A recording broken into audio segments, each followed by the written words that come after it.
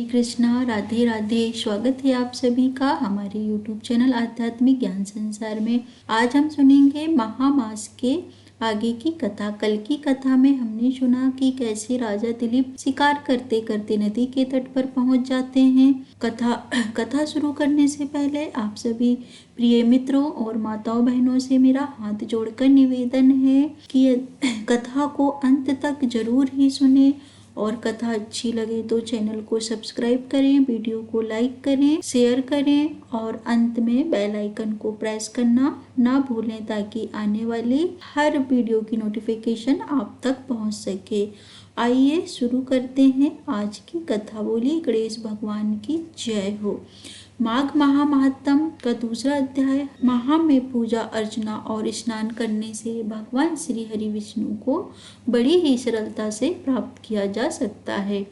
आप पर श्री कृष्ण की साक्षात कृपा है, तभी आप यह माघ महात्म सुन रहे हैं। और अब करना बस इतना है कि भक्ति को बढ़ाना है।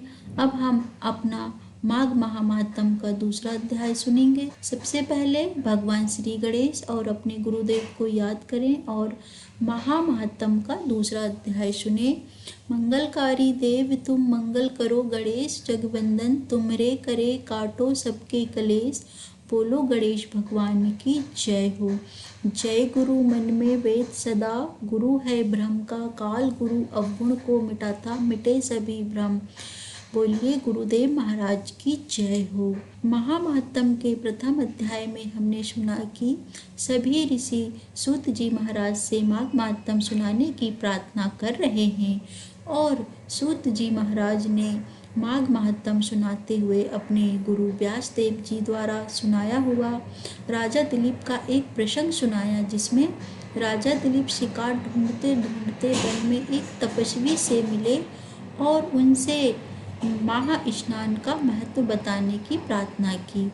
अब आगे राजा के मीठे वचन सुनकर वो तपस्वी कहने लगे, हे राजन, भगवान सूर्य बहुत ही शीघ्र उदय होने वाले हैं, इसलिए यह समय हमारे लिए स्नान का है, कथा का नहीं। सो आप स्नान करने अपने घर को जाओ और अपने गुरु श्री वशिष्ठ जी से इस महत्म को सुनो। इतना कहकर वे तपस्वी सरोवर में स्नान के लिए चले गए और राजा भी विधि पूर्वक सरोवर में स्नान करके अपने राज्य को लौटा और रानीवास में जाकर तपस्वी की सब कथा रानी को सुनाई।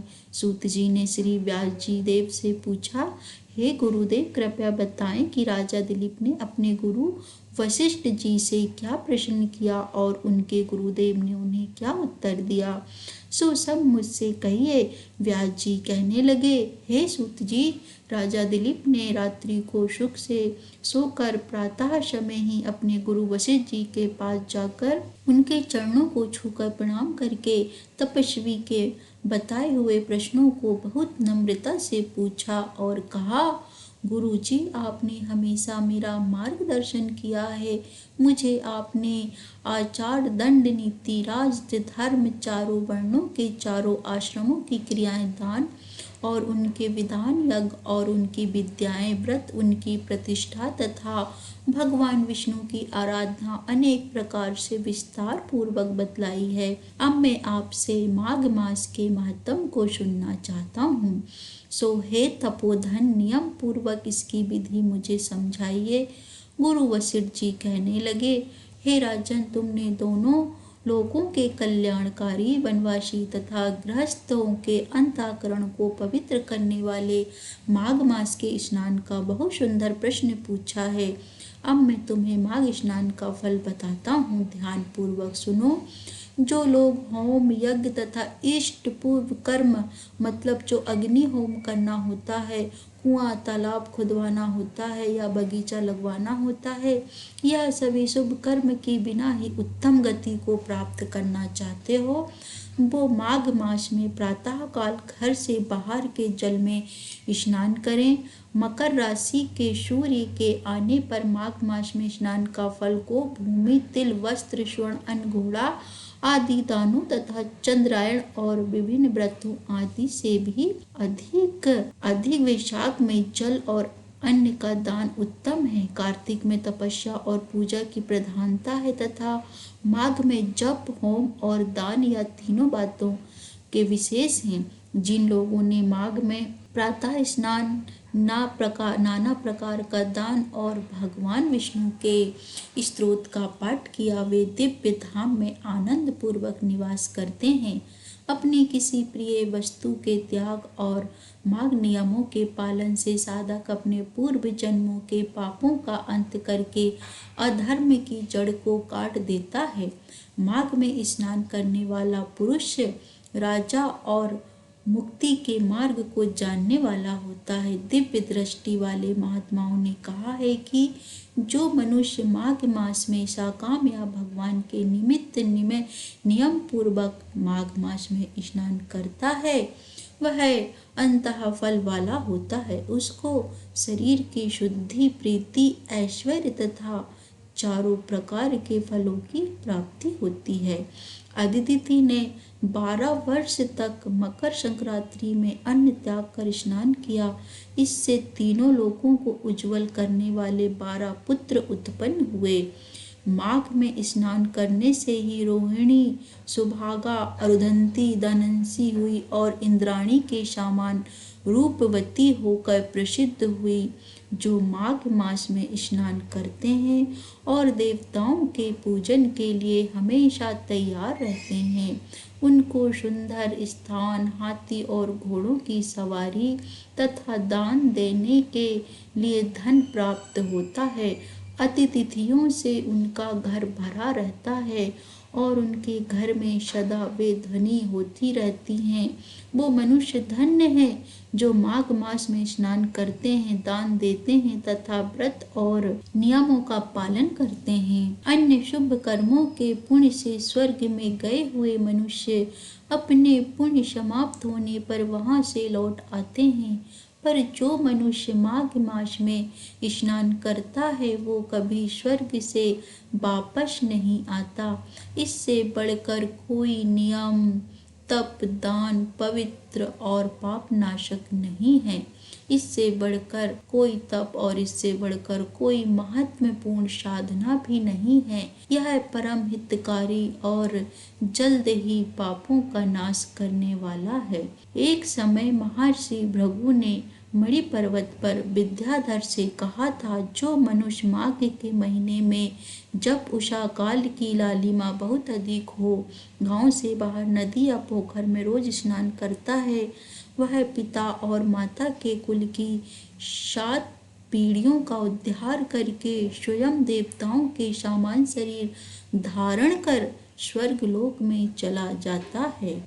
यह सब सुनकर राजा दिलीप ने अपने गुरु श्री वशिष्ठ जी से पूछा, है गुरु जी, कृपया यह बताएं कि ब्रह्म ऋषि भृगु जी ने किस समय मणि पर्वत पर विद्याधर को धर्म उपदेश किया था। यह सब सुनने की मेरी बड़ी ही इच्छा है। इस पर श्री वशिष्ठ जी बोले, हे राजन, प्राचीन काल में एक समय 12 वर्षों तक वर्षा नहीं हुई। इससे प्रजा त्राहि त्राहि करती हुई 10 दिशाओं में चली गई। उस समय हिमालय और विंध्या पर्वत के बीच का प्रदेश खाली हो गया। यज्ञ, हवन, जप और वेदाध्ययन आदि सब बंद हो गए। समस्त लोकों में उपद्रव होने लगा। धर्म का तो लोप सा हो गया। भूमंडल पर फल, मूल, अन्न और पानी की बहुत कमी हो गई।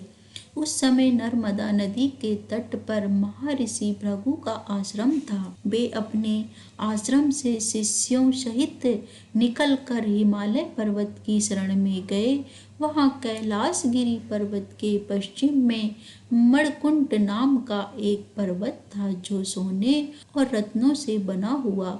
उस परम रमणीय पर्वत को देखकर अकाल पीड़ित महर्षि भृगु का मन बहुत ही प्रसन्न हुआ और उन्होंने वहीं अपना आश्रम बना लिया। इस पर्वत की चोटी नीली और नीचे का हिस्सा सुनहरा होने से सारा पर्वत पीतांबर धारी श्री भगवान के समान लगता था। पर्वत के बीच का भाग नीला और बीच बीच में कहीं कहीं सफेद स्टिक होने से ऐसा लगता था जैसे तारों से युक्त आकाश हो। रात के समय यह पर्वत दीप की दीपों को की तरह चमकती हुई दिव्य औषधियों से भरा। ऐसा लगता था जैसे कोई चमचमाता हुआ महल हो। वह पर्वत नीलम पन्ना पुखराज तथा इसकी चोटी से निकली हुई रंग बिरंगी किरणों से इंद्रधनुष के समान लगता था। स्वर्ण आदि सब धातुओं से तथा चमकते हुए से चारों ओर फैली हुई अग्नि ज्वाला के समान शोभायमान होती थी।